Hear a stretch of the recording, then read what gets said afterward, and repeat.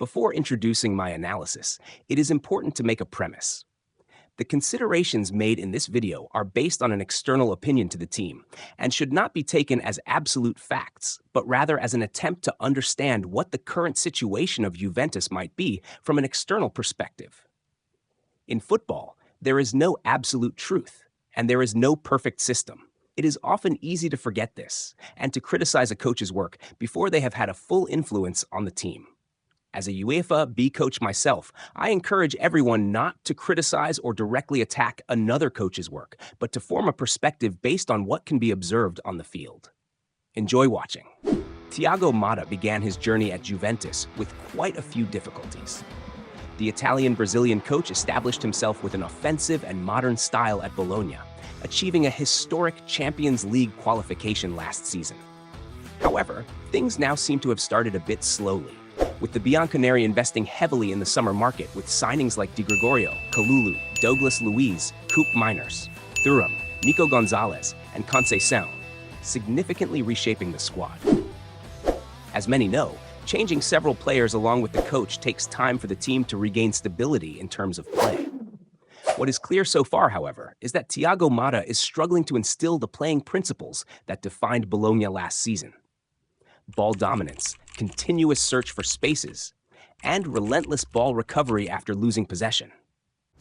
The famous 2-7-2 that Thiago Motta once described in an interview as the setup closest to his footballing vision allowed Bologna to dominate the central area of the pitch. Players were free to break lines and were not strictly bound to their roles, but rather tasked with finding the most useful space to combine with teammates. It was common to see Xerxes dropping into his own defensive third to link up with fullbacks and midfielders, or Calafiori stepping out of the defensive line to carry the ball instead of a Mazzala. No role was interpreted rigidly. Every player served Thiago Motta's footballing philosophy.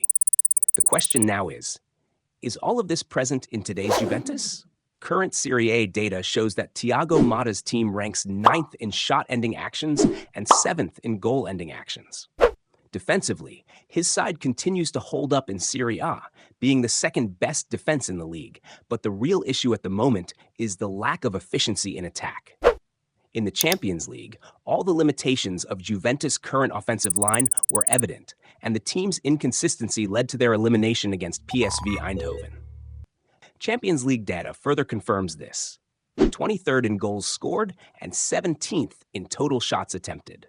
Adding to this, the major defensive lapses, something that was certainly not a feature of Bologna's play last season, explains Juventus' early exit from the competition. Thiago Motta's system allowed Bologna to create central density in possession, leaving only 3 defenders and 1 midfielder to stop opposition counterattacks. The real strength of this setup, however, was evident in ball recovery, as Motta's players prioritized high aggression when out of possession.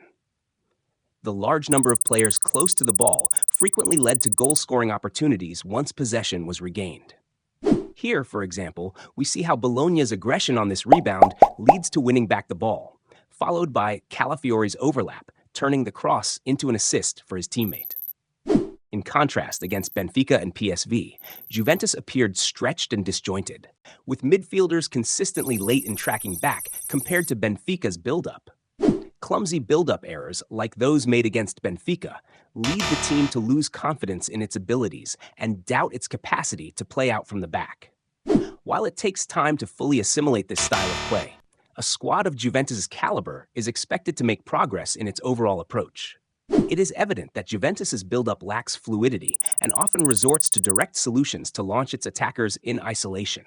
The midfield is frequently fragmented and struggles to provide cover against opposition transitions. The expression of Motta's play has also changed in the phase of involving midfielders in goal-scoring opportunities. Looking at last year's statistics, we can notice an important difference. These are the goals divided by role of Bologna from the previous season, while these are the goals divided by role of Juventus this season.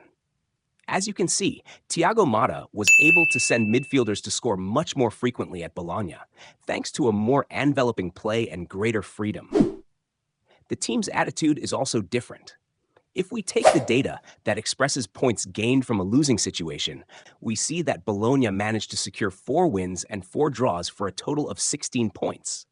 while Juventus, from 6 losing situations, has only 1 win and 4 draws, which for an important club like them is not the best they can expect. However, we should break a lance in favor of the coach. The team has been unbeaten for most of the season and has currently only lost once to the league leaders. In the big matches, they have secured several points and shown glimpses of Thiago Motta's modern play. In the 2-0 victory against Milan, we saw some of the tactical principles of the Italian-Brazilian coach in action. In this frame, we see the construction of Juventus developing, with McKennie used as a wide playmaker on the flank, the ball-playing defenders attracting the opponent's pressure, and Gatti deciding to break the line and invade the midfield. With a vertical pass, he finds Nico Gonzalez, cutting out Milan's midfielders, and Juventus manages to generate a clear goal-scoring opportunity, with Yildiz attacking the opponent's defense, which is exposed. And where do you think Juventus will finish the season? Leave a like and let me know in the comments. Thanks for watching.